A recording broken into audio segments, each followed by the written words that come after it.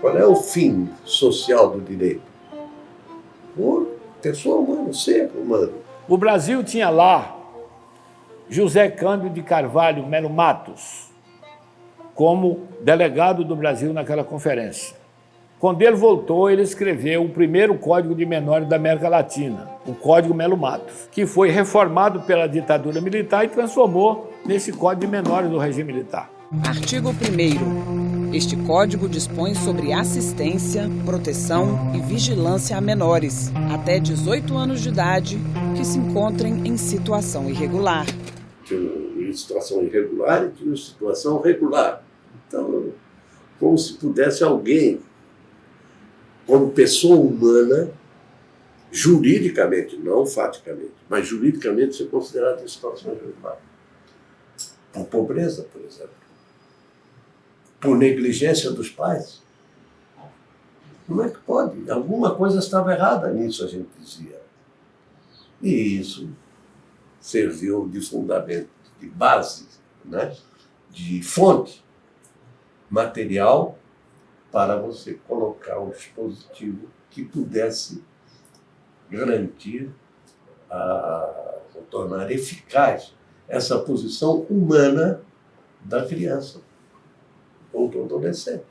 Então nós temos a Constituição de 88 e a incompatibilidade da Constituição na área da criança e do adolescente com o Código de Menores ensejou a preocupação do ministro da Justiça, Paulo Grossar.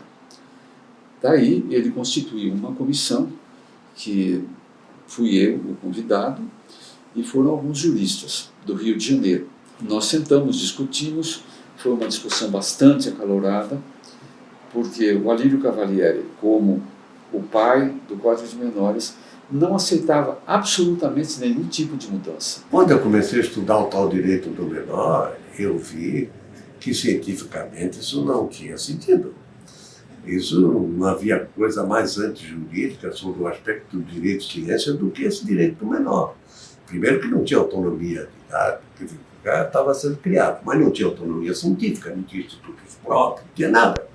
A ONU votou na sua Assembleia Geral que a Justiça de Menores deveria ter nos seus procedimentos o procedimento contraditório, a ampla defesa para todo menor ao qual se atribuísse a prática de qualquer conduta desviante. Lá pelas tantas, alguns juristas, promotores, juízes, enfim, entenderam que não queriam que o texto da Constituição levasse a expressão contraditório. O contraditório é a possibilidade de confronto entre a acusação e a defesa. Que isso não era coisa para criança e adolescente, sabe? Que o princípio do contraditório não devia. Nós consideramos que seria um lamentável retrocesso mexermos nesse texto que garante a defesa da criança e do adolescente por algum motivo em infração às leis. Por quê? Porque são pessoas ainda em formação e que poderão ser recuperadas para a sociedade. Jogadas no sistema penitenciário ou carcerário, elas certamente nunca mais se recuperarão. Aí eu lembro um dia que eu estava trabalhando aqui em São Paulo, me liga o desembargador Amaral, que estava lá em Brasília acompanhando essa votação na ocasião, porque a gente se revezava, falou: Paulo, eles não aceitam o contraditório de jeito nenhum, mas acabei de falar com o relator, lá na Constituinte, lá da Constituição, o relator dessa parte, e ele me disse o seguinte, que se vocês encontrarem uma outra fórmula que diga a mesma coisa, sem escrever contraditório, passa. Eu falei: tá bom, me dá 10 minutos. Naquela época eu não tinha celular, baixei a biblioteca, o que eu tinha lá, fiz uma redação e hoje está no texto da Constituição.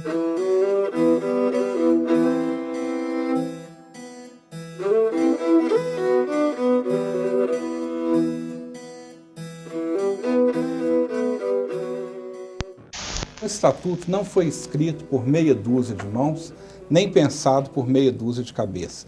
Ele foi escrito por milhares de mãos e pensado por milhares de cabeças. E isso não é uma metáfora, tipo correr um rio de sangue.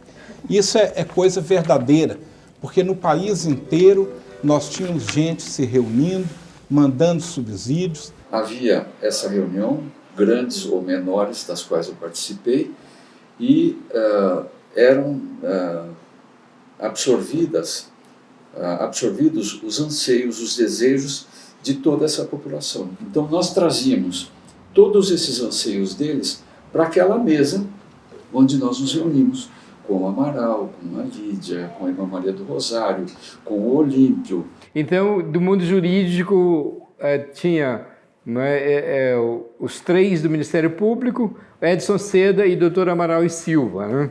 E lógico que mais no satélite do grupo, a gente tinha o Dr. Olímpio Souto-Maior. Né? E aí era lá no Ministério Público de São Paulo, numa sala, onde tinha o Jurandir Massuda, que tinha um computador, naquele tempo era novidade o computador, e nós, então, com um computador muito precário daquele tempo, nós íamos reunindo as sugestões, discutindo as sugestões. Eles pensam desta forma, o que eles querem, o que eles pensam, qual a aspiração deles. Essa aspiração, que vem de uma linguagem popular, amorosa linguagem popular, como é que nós transformamos em linguagem jurídica?